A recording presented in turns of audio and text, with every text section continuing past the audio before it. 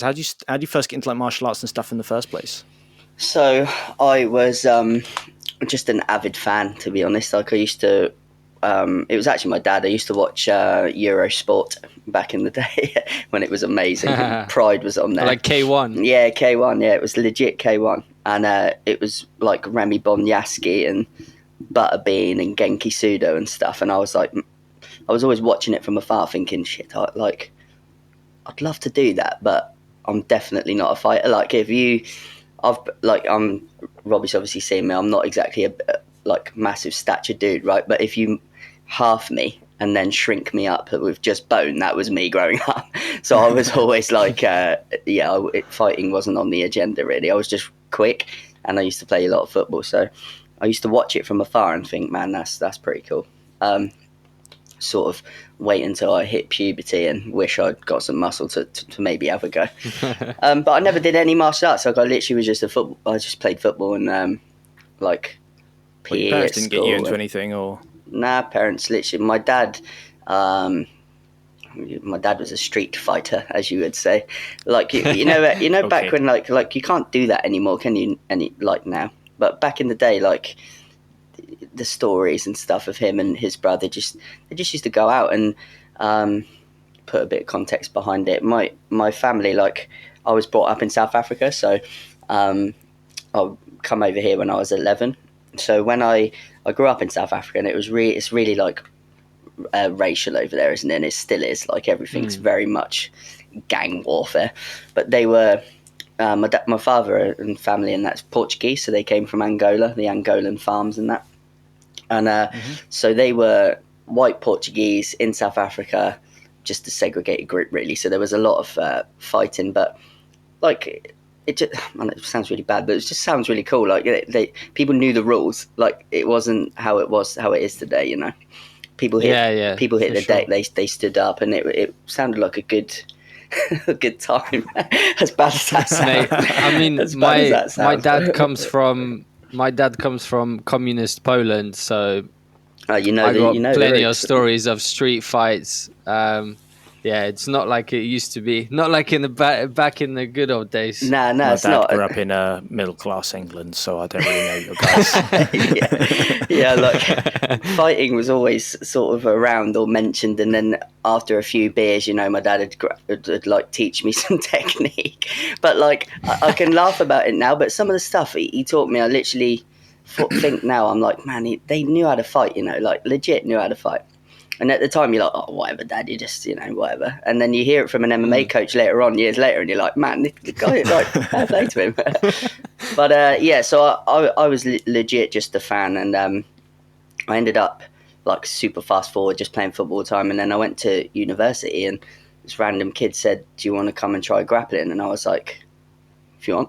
Went, had a go, and, like, legit never had anything like that in my life, even football. Like I was literally Liverpool FC till I die, right? And I, like every day, every game, I've never had something grab me like that, and just like I was like, man, I need to do that again. Man, I need to do that again. Man, I need to do that again. So that was that BJJ specifically? That was literally like no-gi, let's meet up in the park and roll around like and replicate UFC. So I was like. But then obviously the guy there was training in Southampton. This was all in Southampton, by the way. He was training at that Muay Thai, I think it's Luk Barai or something like that. Oh, the thing that sort of morphed into Exile. Yeah, that's it, yeah, about years back. And they must, I don't know how, I think maybe Jimmy Johnson, something like that, or Phoenix down there, but he was training jiu-jitsu. And I can't explain it. I suppose we're all into it now, right? But it's just an addictive thing. I think you can't complete it, and I think that's what drives me. Like it's just always changing as well. And I mean, this period of time with this virus is kicking my ass. I literally realised I just fucking love jiu-jitsu. I can't do anything else. But right, out of anything I miss, it's rolling around on the floor with sweaty men in spandex. Yeah, and it's really weird when you say it like that, but it's literally, it's hard to explain, isn't it? But it is the thing I miss. Is it just the fighting aspects of it, or is it like the group aspect as well? Because I found a lot of people kind of that's your friend group and that's your lot of people, and that's why a lot of people miss it. But then other people miss it because it's actually the combat aspect that they miss. Like, what do you think it is?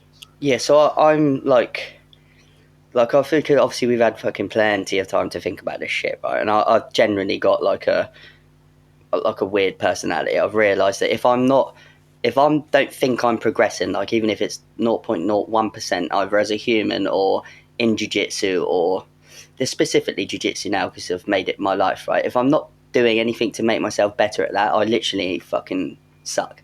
Like, I hate it. So, because you can still talk to your friends, can't you? Like, I'm still talking to them all in the group. We're still there all moaning about how shit this time is and we can't wait to strangle each other, right? But there's still that feeling where I'm like, fuck, I need to do jiu-jitsu. And I think it was like, it's the same with MMA. Like, I just need to be training. Yeah, so it's hard to explain, I guess, if someone doesn't think like that. But after a session, I'll go home and I'll either stay awake all night because I haven't like ticked that box, or I'll just come home and be like, man, that was sick. But then I know tomorrow I can go again. Whereas now we know we can't. So it's really weird. Like, but it's made me realise I am a bit like that. So maybe there's not even the social side I miss. It's that like growing aspect, or like trying to get better as a coach or a person or something. Yeah, mad. Yeah, I've been thinking about the sort of growth aspect quite a lot at the moment. I was like, how can I keep doing that? And it's to be honest, the podcast's kind of been part of it. Like talking to people like yourself to try and do that, to get more of an outline on it. And it's kind of made me think about do I want to just be a fighter aspect, or is it more sort of a martial art, and is this kind of like a platform for doing other things?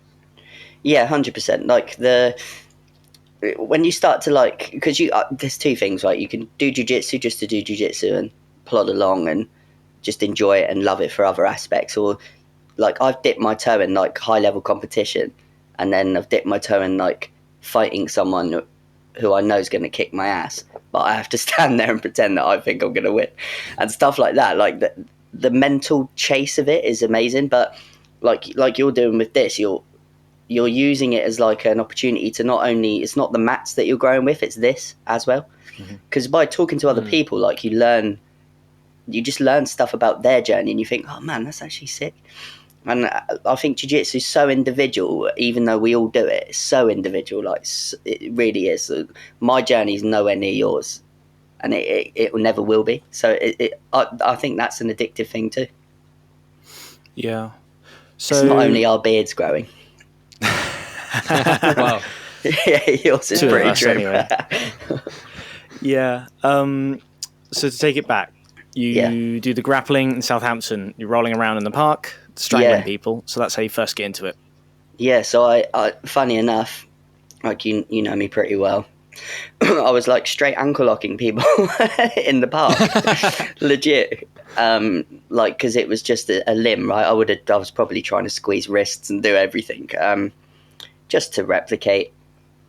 Literally, never done it in my life, and it was just so much fun. I just even the bit that I found weird.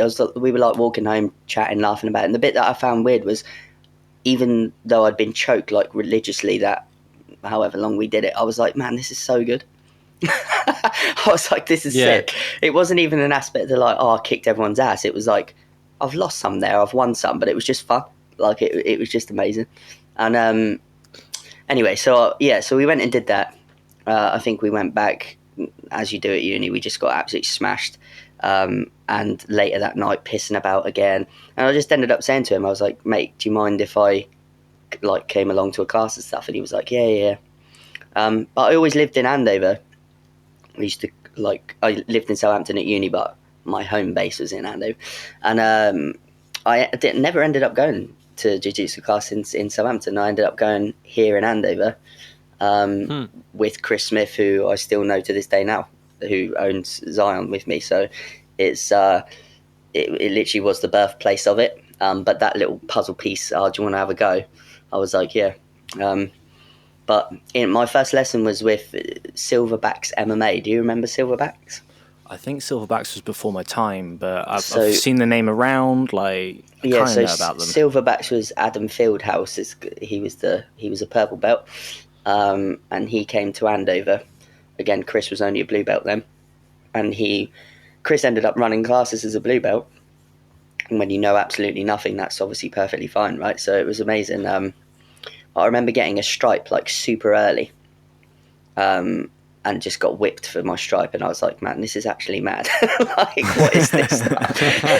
I used to get whipped for stripes back then, and I just, but that kind of thing, I don't know what it is. Again, personality. I just loved it. I just went home, man. This isn't normal. I was like, you were pro the whipping. Hey, that wasn't like over the line. That was like, no, I was like, man, this is like weirdly like a passage of right. Like, I've actually earned that. Like, do you know what I mean? I did think that, and I still do. I still do a little bit.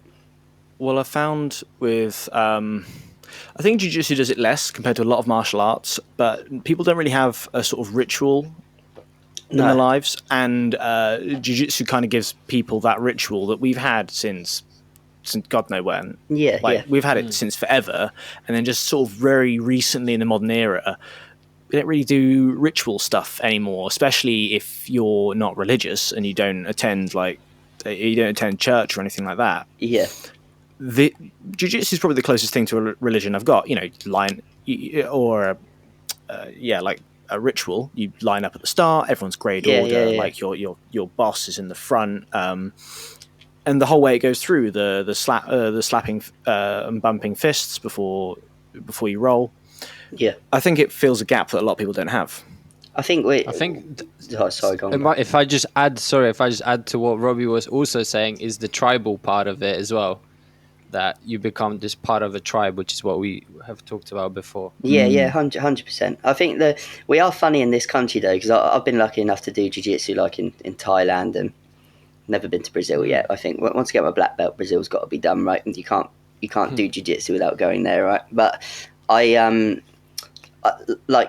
are very funny here. We can't be too religious. Let's just use that word, right? Because when you go to class, you can't do too much of that stuff. Otherwise, I've found you do lose people, you lose clients, you do lose that. And then at the same time, I've always been a believer of you can't be to the other end. You have to bow, you have to slap hands and bump fists, you have to respect, especially in the gi. It's a respect thing, because if we as a club or people start doing that, you're just going to lose it. That has to stay. Even the belt whipping I get, and we do a thing at our club. If you whip, you will be whipped. Yeah, so you get to pick. You can't whip me and then not be whipped. That's it's a thing. And then if you're a dick, you'll be remembered, right? It's just how it works. It's how the mat works, really, in general life. But we don't tend not to call the black belt a professor as much, because he asks us not to. Things like that. I suppose it's very individual. We had someone come to our club from, I can't remember where it was. I want to slate other clubs anyway, but they it was very much religious, and they didn't like that. So there is a fine balance, I think. I like some aspects of it, and then I know my personality. I think if it was a bit too much, I'd be a bit weirded out by it, I think.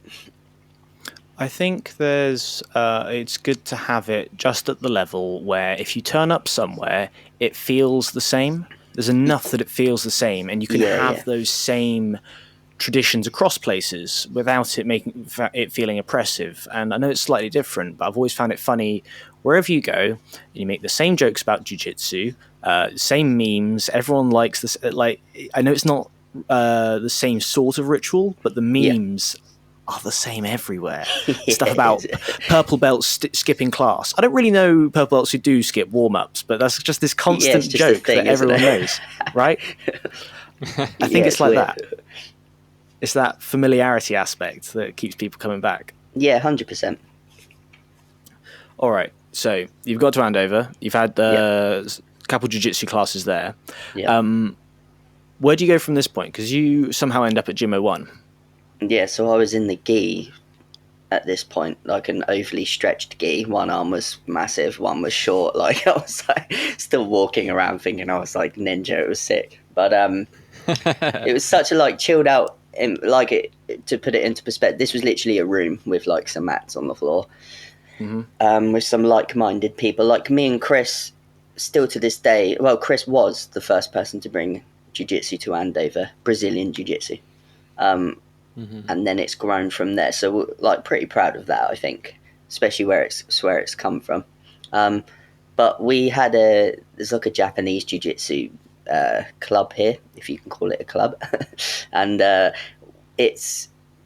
didn't know jiu-jitsu was jiu-jitsu to me back then, so I went along and fell into the trap kind of thing. And I was like, for I think it was maybe 6 months to a year, I was fucking catching knives and doing all sorts of shit. Throws and wrist locks and flying backflip holds. And I was like, I was well into it. And then the guy who owns that club put on this fight night in Andover.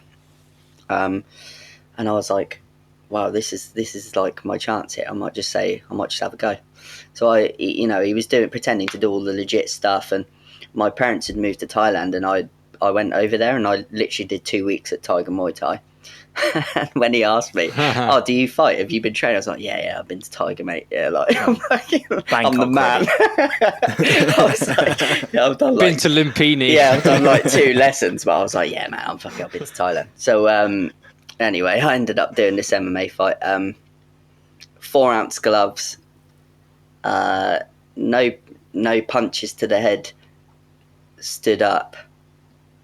But like it was the weirdest rule set, right? Honestly, it was so strange. It was designed to like look after us. Anyway, when was this? This was years back. Into the Cage, it's called. This was my first semi-pro outing in Andover Leisure Centre, and semi-pro with 4-ounce gloves, right? So I was like, again, didn't know any different. Listening to everyone who you think is MMA experts, when I look back, I'm just like, wow, this guy literally just had to spare 100 quid and put on a show. But anyway, so I had I was a footballer, right? So everyone in the crowd expecting, not really sure what to expect. So they sold loads of tickets, got myself ready, and he come up to me, touched me on the shoulder. He goes, mate, your opponent's 10 kilograms over. And I went, like, what does that mean? He was like, well, he's 10k over. He weighs this much. You weigh this much. And I went, oh, whatever. I've sold tickets now. Let's do it. Again, didn't understand what was going on. Like a little bit, like buzzed by the whole thing. Anyway, went in there and literally got out grappled. I was in like 7 triangles. It was mad, but durable, right? Ended up. It was like I went to a decision. He won. Stood up. And I was like, left the cage, got to the back, and I literally went, I need to do this. I really need to do this. And honestly, it was the best feeling ever. Like, just got smashed up for 3 rounds, and it was the best feeling ever. So I was like, from that day, like a seed planted, I was like, imagine what it must feel like to win. like that must be next level. Like that must be next level shit. This is a loss. Imagine. Yeah, but like. A lot of people said to me, they were like, man, you're durable, you're well up, you've obviously got a fighter in you, but I can't even explain how opposite I felt inside. Like inside, fighting, it still just wasn't me. Like I was doing it to try and overcome that, if that makes sense. Like I knew I just wasn't naturally a fighter, so I was throwing myself in the deep end just to try and become one, if that makes sense. And still don't think I became one until maybe 6 fights in.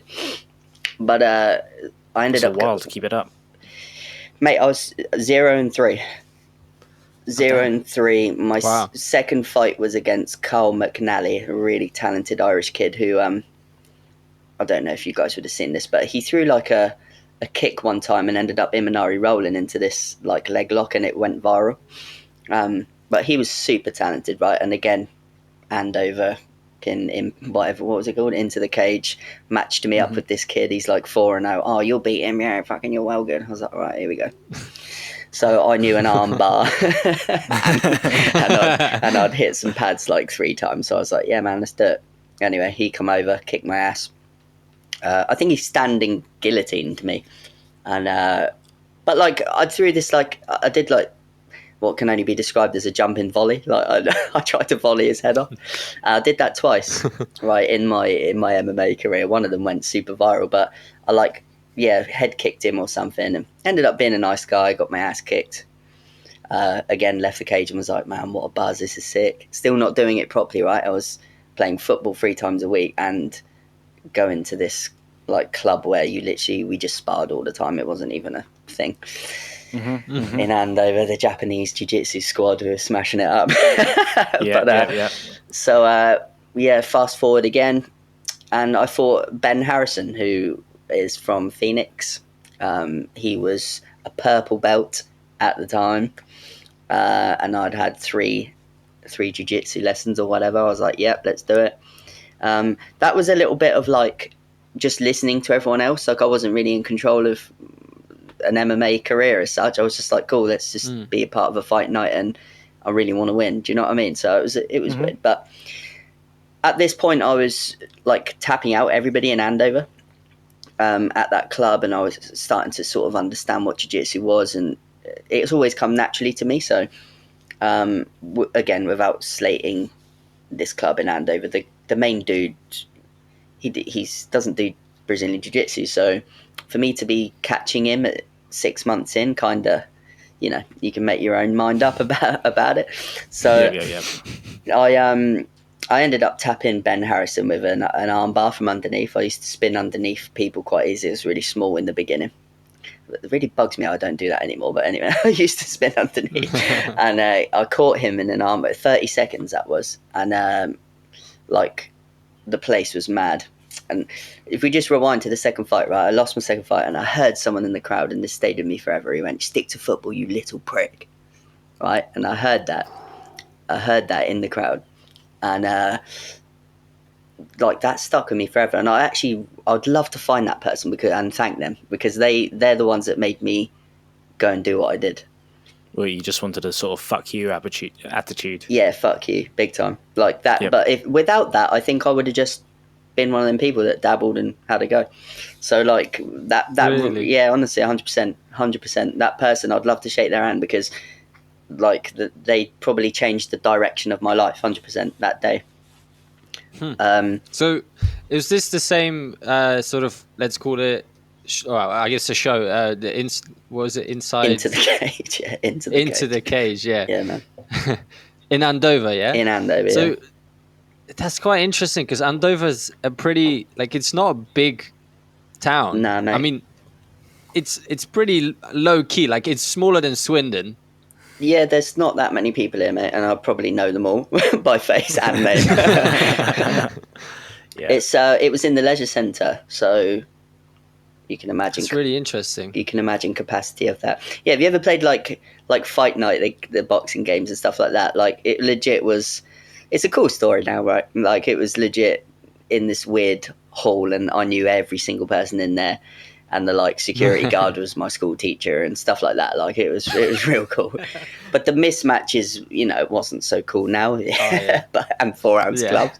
But like, again, yeah, it's sort of, I wouldn't change it for the world. Do you know what I mean? It was proper amateur shit. I don't know how people paid to watch that stuff.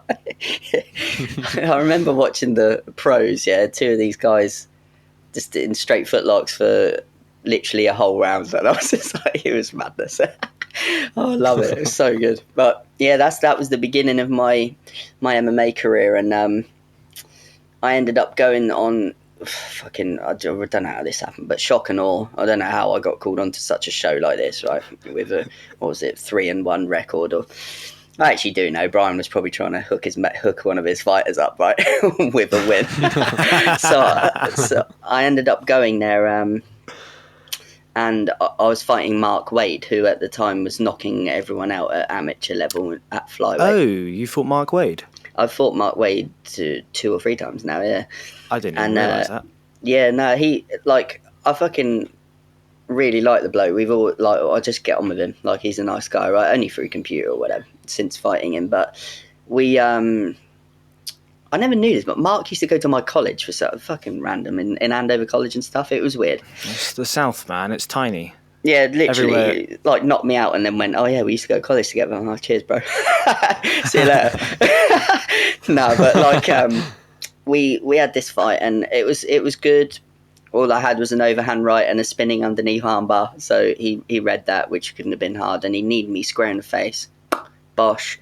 out cold for like quite a long time, so it was weird to watch. Like for my missus and her dad came to that one, and it like just completely sparked me out.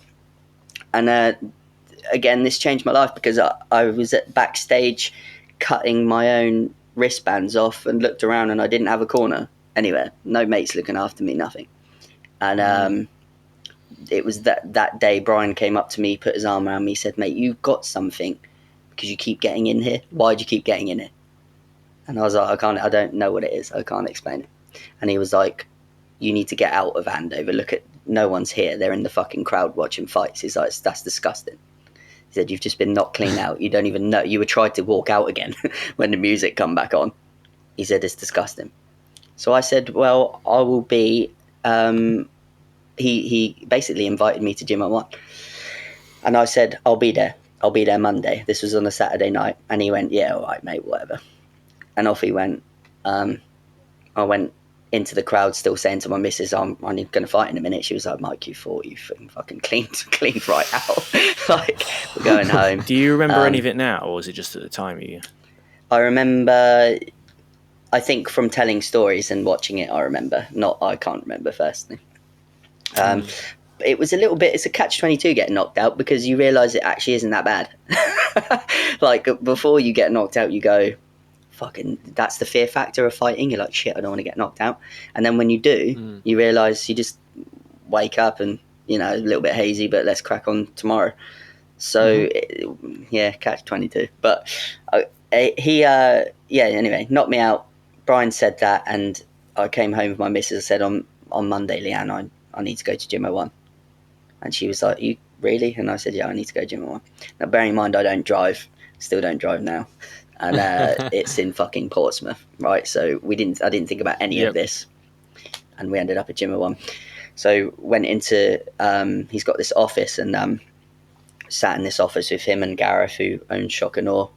And like Brian you don't do MMA for fun. You do MMA, like, you can't really do MMA for fun. And I try and say that to my students now. There isn't a Sunday league of MMA, unfortunately. I think there's a gap in the market for it, for someone who just wants to have a go every weekend or something.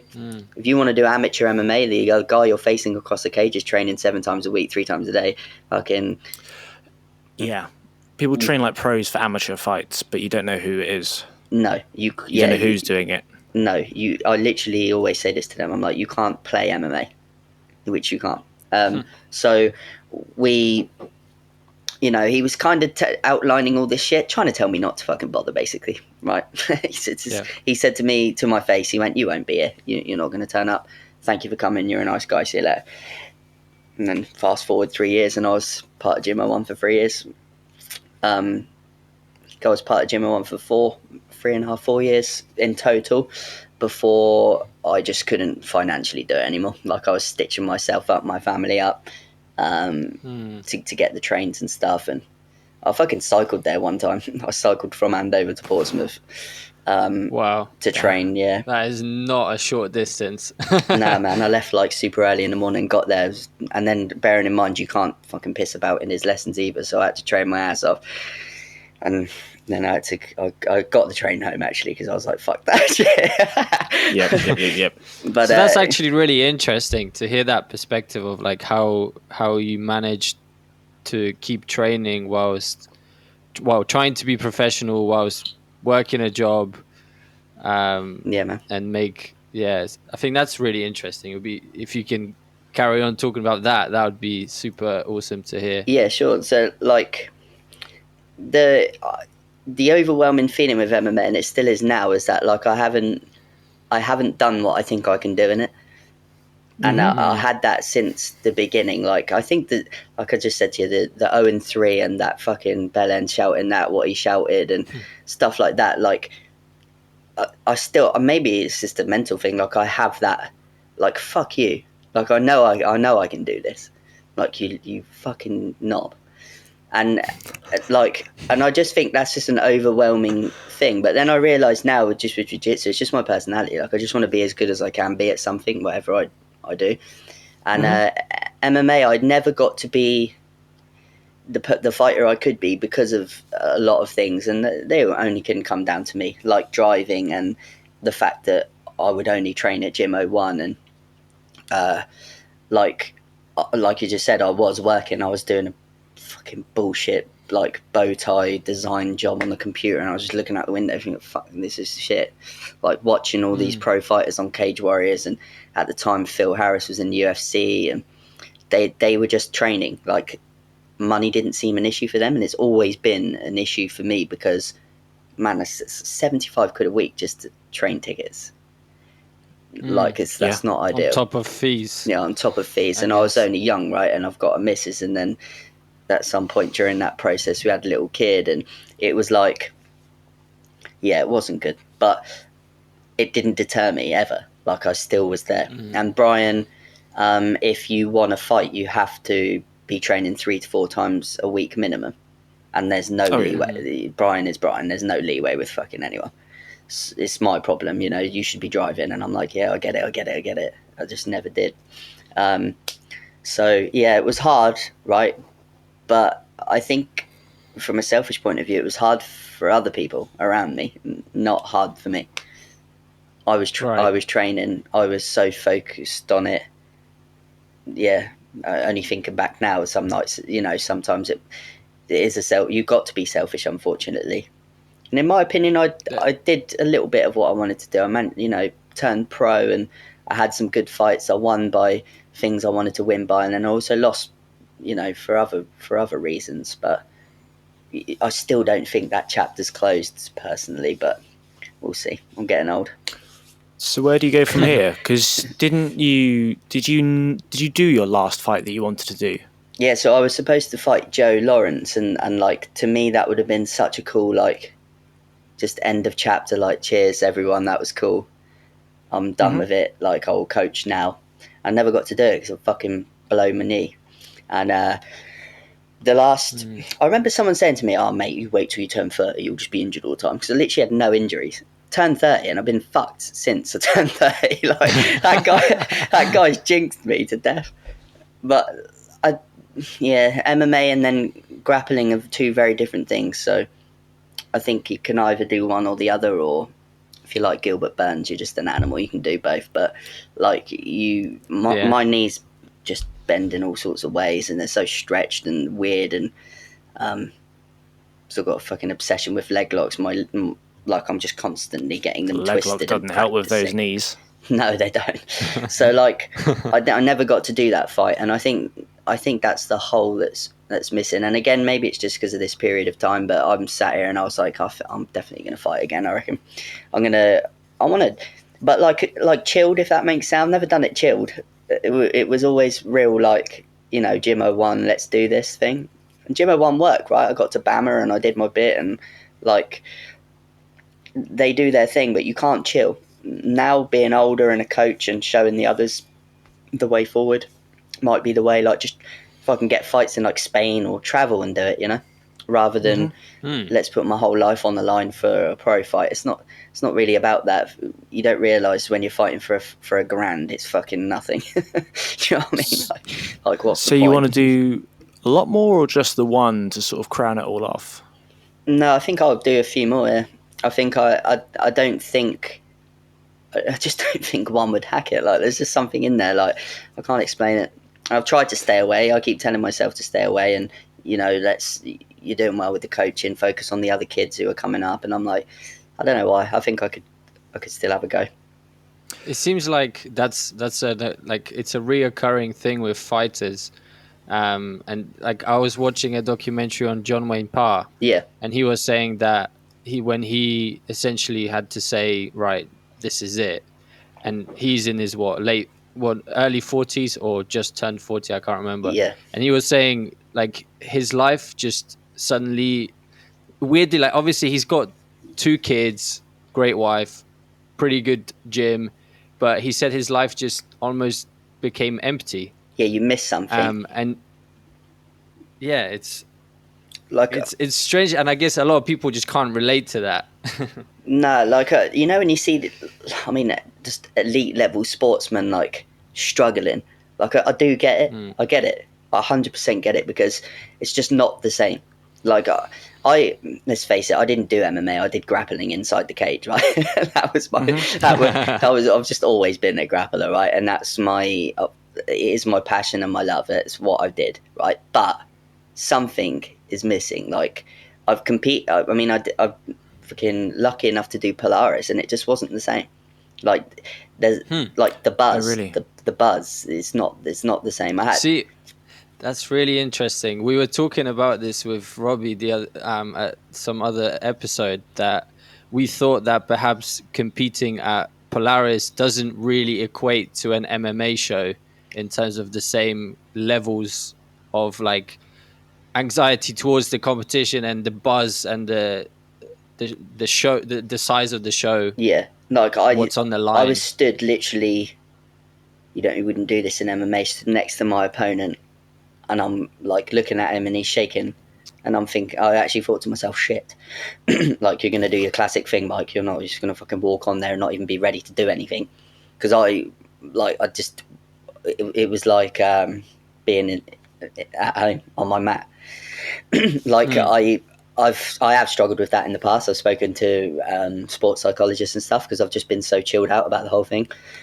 She was like, you really should care, like about the results. And I'm like, yeah, I do need to learn how to do that.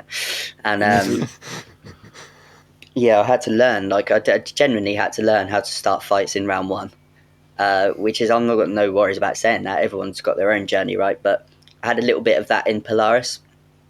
Actually, because it was so quiet, I heard Dan Strauss say like Spencer doesn't want to fight, so he's going to have to lift it. So I just fucking threw everything at him from that point. Luckily, I heard that, because we were just coaxing along. It was fucking boring. But in MMA, I genuinely believe there's no fear factor in grappling, is there? Because I do it every day. I know when I'm about to be caught in something. In MMA, you don't know. You're not going to see what's going to knock you out. So there's that overgrowing factor of like shit. So much could go wrong.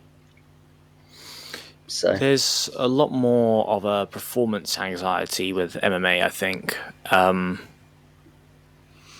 because it's the trouble with MMA and MMA sparring is that you can't, or at least you shouldn't, train MMA like you're going to fight MMA. Yeah. You shouldn't. Some people might and have gym wars. The difference with grappling is that you train it like you would fight it a lot of the time. Like you can go 100% in sparring. And I think the trouble with MMA and the performance anxiety is that it's an unknown, whereas you've done that grapple 1,000 times before. It's in front of people, and people will get and you will get nervous about that. Or maybe you won't, but other people get nervous about it. But the MMA is the fact that you're being plunged into something pretty new for yourself, unless you're a real veteran of it. Yeah, 100%. I think I mean, how many fights have I had?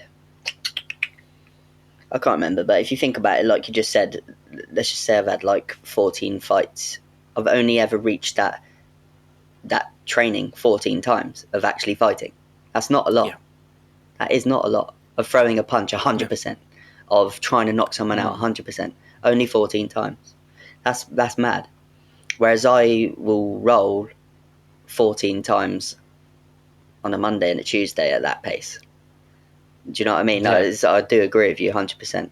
And I've also realised that like I'm a little bit of a fanboy, like big time. I was just fucking buzzing that I was on Polaris, like looking around thinking, shit, this is sick. Not that like, I'm about to do this. When I was about to fight on Bama, I was like, I'm here, this is sick. Not like, Mike, you need to win so you come back. Do you know what I mean? It was like, oh, look at this, I've made it, this is awesome. So like, yeah, a little bit fanboy. And I've had to learn how to grapple aggressively, like you just said. I used to grapple. My first ever competitive grapple was on Battle Grapple against John Woodman. And we had a sick grapple, ended up popping my knee. Because I was just so chilled. Like, I just treated it like it was a roll in the gym. And I realised, I was like, mate, these guys are coming out to actually rip my leg off. Like, this is cool. Mm-hmm. You know, this is actually so different than what I thought it would be. And I had to learn really quickly. So now, yeah, more aggressive. But back in the day, I used to do like Bournemouth Open. and I'd just be like cruising. Like they must have just thought I was a right twat. But like I didn't have a button to go better. You know, no switch, no kill switch.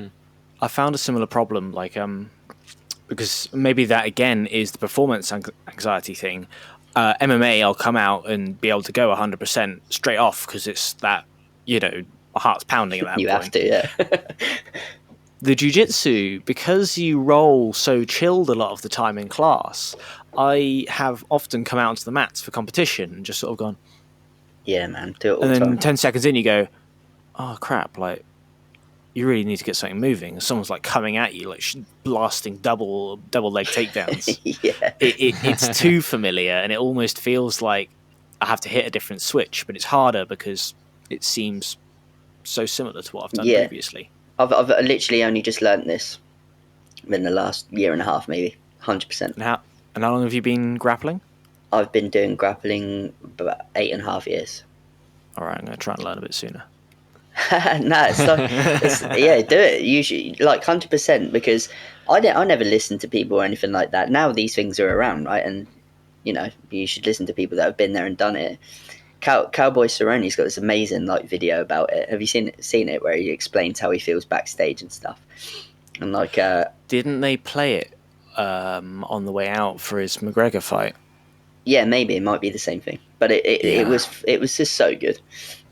And like he's like, this is Donald Cerrone, right? He's like the most UFC fights and stuff like that, all these records, and he literally said he didn't want to be there for the McGregor fight. So he's still going through those mental battles. That is fighting. That is it. Mental. It's all up top. I've always found that interesting. Particularly Donald Cerrone is actually interesting because, like you said, he's got so many fights. But even people like GSP apparently used to have panic attacks before his title fights. Yeah, it's backstage. Insanity, one of the greatest fighters ever. Yeah, and I used to listen to I still do. I love GSP, right? And he used to say these things, and that would make it okay in a way. I'm like, right, well, if he's feeling like that, then that's cool. Because he's up there. I mean, he's the best. It's incredible to me. Well, I think it's so commendable that even with those things still happening, they still go out there and still do it. Yeah, it's a weird thing, isn't it? I guess at that point, it's like you don't necessarily have a choice. I mean, like I guess you do, but at the same time, when you're already there before the fight, like a shit ton of people are paying to watch you fight. Yeah, but by the time you're the main event, you don't really have you don't feel like you have a choice. No, you don't. I don't think you do have a choice. Like you're there. You've signed the line. And if you don't go out, you're dead. By the time you're in the locker room, you've got to it's got to be something pretty drastic if you're going to go and like climb out the bathroom window or something like that. Yeah, like when you hear that music in the venue, then to me that was always like my heart went to a different place. Then I was like, right, it's pretty much party time, because Jade Barker, a good friend of mine from Gym 1, she's pro female fighter. She has had a hell of a gap in fights, and if you asked her if she was on this podcast, she'd say to you she just didn't enjoy it, not one bit. And she's one of the most skilled. She's one of the most skilled strikers I've ever seen, like in person. And she just didn't enjoy it. And I know, like, if you tapped me on the shoulder an hour before the show started and said, "Do you want to go home?" Man, that would be a tough decision. Like 100%. But then you always hear that cliche thing, when the gate shuts, and when the gate shuts, you have to. So it is fight or flight. You can't scramble up the cage walls at that point. No, I mean, I think a lot of performance anxiety is I don't want to lose in that first 10 seconds. Yeah, but then you kind of learn that's MMA. Sometimes that happens. And I know I should probably switch on more for it, but I've always found that after the first punch, you go, it's all right. Yeah, like you kind cool of now, yeah. Like I'll come out and I'll be jittery, but then I'll get hit and I'll go, that wasn't so bad. Like I'm ready to go now that you know that you're not going to get knocked out in those first 10 seconds, because I agree, that is my biggest fear. Yeah, it's like a weird thing that is a weird thing. Once you ease into the rounds, that's what I always used to say. Like I had to learn how to switch on quickly, because if I got to like second or third round, I'd probably win. And quite a few of my losses come early because I just wasn't switched on. I felt like I was, I've tried everything, long warm-ups, no warm-ups, someone hitting my face, like things like it just didn't work for me. I think a lot of it as well was maybe maturity. Like I only did MMA for about, literally from no martial arts experience. I trained martial arts for about 2 years, and then I was already fighting at Gym 01 and stuff. And so it was quick. Like I've always maybe been a slow, you know what I mean? Like I think I want to fight now. Hopefully one day I'll get my black belt. I want to test that in a combat scenario as well against another person who is an actual athlete. And like, just as a martial artist, I'd like to know that how it feels to be decent at jiu-jitsu in the cage. Do you know, it's interesting that you say you want to, because will you get there and go, I actually want to do this at the time? Like Jade, will you get there and beforehand at the venue go, yeah, I still want to do this. I'm still really confident. Yeah. I think I'm like, I mean, I've coached a couple of the young kids there now, and they've had fights and things, and I've sat there and I'd much rather me be fighting than coaching. It's so hard to coach someone, and mate, it's really hard to watch someone you like and love fight. It's the worst thing in the world. But it's not all about like if they want to do it or whatever. It's kind of that growth thing again. Yeah, that's it. You're not doing it for, unless you're a bit of a nutter, you're not doing it for the enjoyment part, just like you're not coaching for necessarily the enjoyment part. It's about helping them grow. Yeah. And they're doing it for their own personal growth. Yeah, it's true. I think I'll be totally different now. I'm in a different space. Like the chilled out aspect of fighting will come out. I think there's no need to pretend like it's life or death. Like that 400 quid or whatever the fucking people are stitching you up with is not going to change my life. Do you know what I mean? It does not matter. Whereas back in the day, you're always thinking when you're younger and you're doing MMA and people are, people are talking to you, oh mate, you can do this, you get on Cage Warriors, you can do, and you're just like, I can get on Cage Warriors now. I just have to message them. You don't realise at the time that it's not all, you can get to wherever you like. A lot of this shit's about marketing and do they know who you are? It's got nothing to do with you any good anymore. Well, there's one thing I kind of wondered about that, because you say you could get there just by messaging, but you said before part of being an MMA fighter is being selfish in a way and not necessarily being a bad person, but you have to put your own goals first. Yeah. How will that fit now with your coaching the kids and you've got your own gym at this point? Yeah. Does that fit? So I would probably train more now than I did at my prime at Gym 01. So I truly think that I would probably be, with focus, a better fighter. I'd be training. I mean, I know that I could still go down there and get my ass handed to me by the younger ones and maybe go home and realise, right, you need to do this and this, because it's also not a good idea to be the big fish, right? You need to be getting beaten up. No, you don't want a target on your back. No, I don't want to be in my gym thinking I'm the man, beating up all my students. Like, that's not the way forward. Oh, yeah. I'd like to go to Gym 01 and feel what it's like to get pasted again, realise where I am, and then just progress from there. But I truly think it's like a massive weight on your shoulders when you are chasing something. I'm not chasing, you don't want to say UFC because I don't think I ever was. I'm not chasing those big lights anymore. Like, I'm not chasing, I just want to fight because I want to fight. It's not, I'm not chasing those signatures on let's sign you for this or let's potentially do this full time.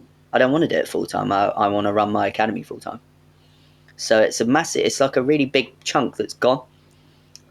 Like when you're just fighting because you actually want to and you're going to enjoy the process, that's a massive, I haven't done that yet.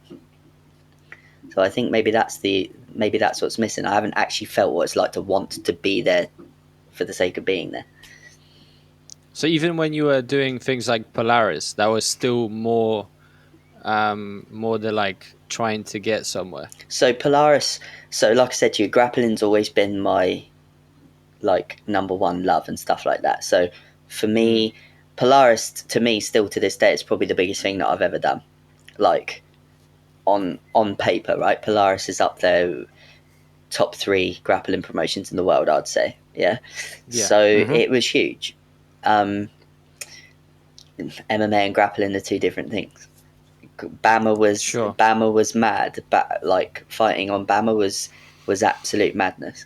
Like I was on the prelims, and I had like 156 people from Andover in the crowd, and like it was the loudest cheer, like fucking of the prelims.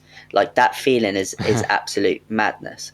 And then you can't compare it to Polaris. Polaris was like a proud feeling, and then it was also like it's not a dickhead thing, but like Polaris, I expected to do well at, because I always want. I'm a brown belt now, but I want to be one of the best brown belts. I've never just wanted to be a brown belt.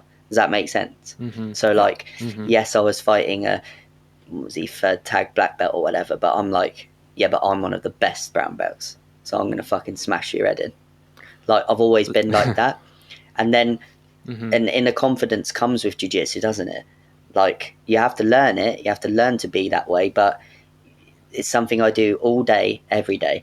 So if I'm constantly getting beaten at it, fucking something's wrong, isn't it? Like in my opinion, something's up. If you do it as much as I do and I'm the fucking shoehorn, it's not good. You know, I've just always been like that. In my academy, I want to be the best on the mat all the time. Well, if you're going to be a competitor, you kind of have to be, and I guess that's where the selfish aspect comes in, without taking anything away from anyone else. Yeah, it's horrible because like I'm like, or I try to be the furthest thing away from a dickhead that you can be, and saying these words like they can be like misconstrued. I'm not saying it's like I just want to be the best version of me, and I will always. In order to be that, you've got to be on Polaris. There's no point thinking you're the man being on Battle Grapple. You have to be on Polaris. If you want to be a grappler, you've got to be on Polaris. Grapple. Oh, I love Battle Grapple, right? But you know what I'm saying? They've just started. Yeah. Like, yeah. If you want to be fucking an American football player, your goal shouldn't be to be in a college team. You want to be in NFL. Like, that's just me personally, right? So Polaris, of course, I've ticked the box, but fuck that. I want to be grappling names. Like, let's go. Do you know what I mean? Like, how it annoys me. Like, I brown belt, I've beaten like 3 black belts in a row. Like, let's go. What else do you have to do? If they don't give people, if they don't give people like me a shot at Nicky Ryan, right, or fucking who else? How are you meant to know? How are you ever going to get a shot? What else do I have to do? It's PR. It's a marketing thing again, isn't it? Because the thing with Polaris is that though it's a grappling event, though it's less of that, it's not so much purely entertainment based as the UFC or something like that. It's still a show, and it's still a lot about how you market yourself and how you present yourself that gets you that shot. Yeah, 100%. Part of why I think a lot of people don't like shows per se. They like the bracketed events like BJJ, like the Euros, because it doesn't matter how you market yourself. If you're the best, you will get to the top. Yeah, that is the truth. That is the truth. So what about ADCC? Is that something that you would plan on doing? So that legit was the goal this year, right? We were training secretly big time for ADCC. Like prior to this 7 weeks of bullshit, I was like, I'd packed on quite a bit of muscle, and I was fucking flying. Like I was ready to go. Like I felt so good, and this has sucked me right off. Like I literally can't. Like we don't even know if ADCC is happening. So how can you? I can only commend those people that are still swinging a kettlebell in their garden. Like fucking fair play to you. Like I've legit become a full-time PS4 gamer. Like I'm literally smashing Call of Duty up. Like I can't. There's no. I've realised that about myself. Like I need to know that it's there for me to train for it as well. Like I sort of always stay in shape. Like I'm not fat or anything, right? But I'm not going to lie to you. I'm not doing 100 press-ups a day and all this bullshit. Cause I'm kind of like that as well, mate. I think it's not something that's that uncommon. Like I remember I said, I want to do a marathon. I said, I'm not going to do a marathon. I'm going to do an ultra marathon in Wales. Yeah, nice. On hills. I don't want to, I've never done a marathon. I was like, if I'm going to do a marathon, I might as well just fucking go for it. That's it. Try and do a 50K, because then I'm actually going to think, fuck, I need to get up and do it. And once you sign on the line, you have to do it, right? Yeah, that's it. Like this, as I'd literally at the moment don't even know when my gym's opening or when the next comp or anything's happening. So it's like I don't know why would you be fucking busting your ass every day in the garden for what? You might as well just fucking wait until you I like having the numbers to keep myself motivated. That's why I've sort of focused more on the weights and on running. Yeah, running, nice, yeah. Keep it as low as possible, weights keep it as high as possible. And I found that without a specific goal in mind, just improving my figures in those respects is the way I've best stayed motivated. Yeah, and love that. Though I've made stuff like the fake legs, it's quite hard to stay motivated to do 100 Imanari rolls or something like that every day. Yeah, no, I've like in the beginning, everyone was like, "Oh, grappling dummies," and let's do these Zoom classes and that, and they've just died a death, haven't they? And like the person who's still solo drilling in their lounge, I'd love to meet them. Like they've just got a bit of like fair play. Do you know what I mean? Yeah, so it's a crazy time, like, especially for me. I put my whole life into jiu-jitsu the last 1 or 2 years, and then it's just stopped, it has been mad. But I'm very similar. I need something to, like, go towards, otherwise, yeah, I don't see the point. If I get you some fake legs, will you drill them? These fake legs, I legit would probably have a go with them, yeah. All right, I'm building Mark II at the moment. The first ones were bamboo and towels. The next ones are going to be a bit more than that. So let me get them made up. I'll ship them over. Get them made up. I'll be well up for that. No, I haven't done anything though. Not really. Like I tried to go on eBay and buy a meniscus for my left knee so I can go running. They don't sell them anymore. Oh no. What about are you maybe like watching matches, fights, or things like that? I'm like, I think a lot of people do this, but I'm a freakazoid with it. Like I watch everything, and I watch. So I like skim through a DVD, right? Because I don't think they well, I know they don't let out what they actually do on DVD. So I watch a lot of live rolls and live competition because that's what they're doing, and I break that down in video snippets and take notes of that. That's awesome. Yeah, that's more, I mean, everyone has a personal approach, right? But Craig Jones isn't. I think it makes sense for someone as experienced as you. It makes total sense.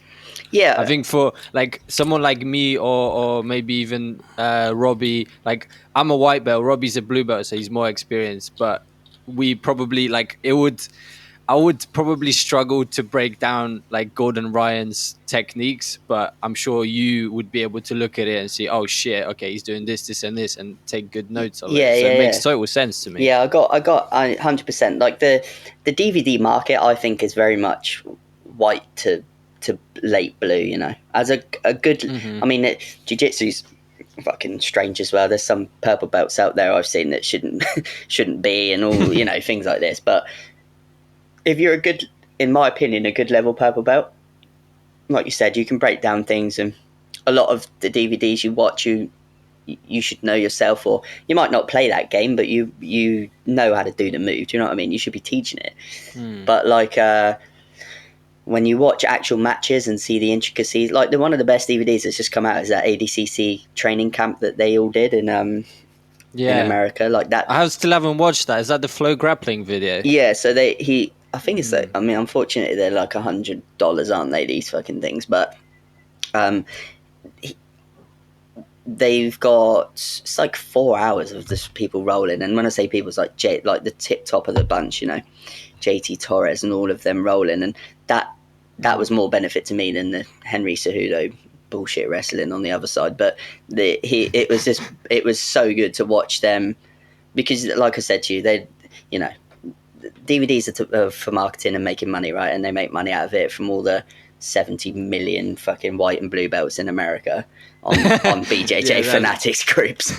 But like, if you actually want technique, like you just watch what's going on, especially leg locks. I mean, Craig Jones is doing what's happening at the moment with leg locks, and he's doing it weekly on fucking Chael Sonnen's Magic Show.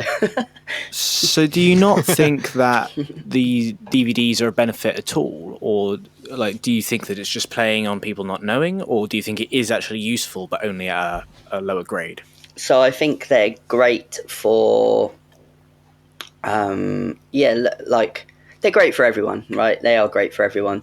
I think as a black belt or brown belt, for you to say that you learnt an awful lot from Gordon Ryan's fucking straitjacket system, you have to be lying. Like you have to be, you have to be lying.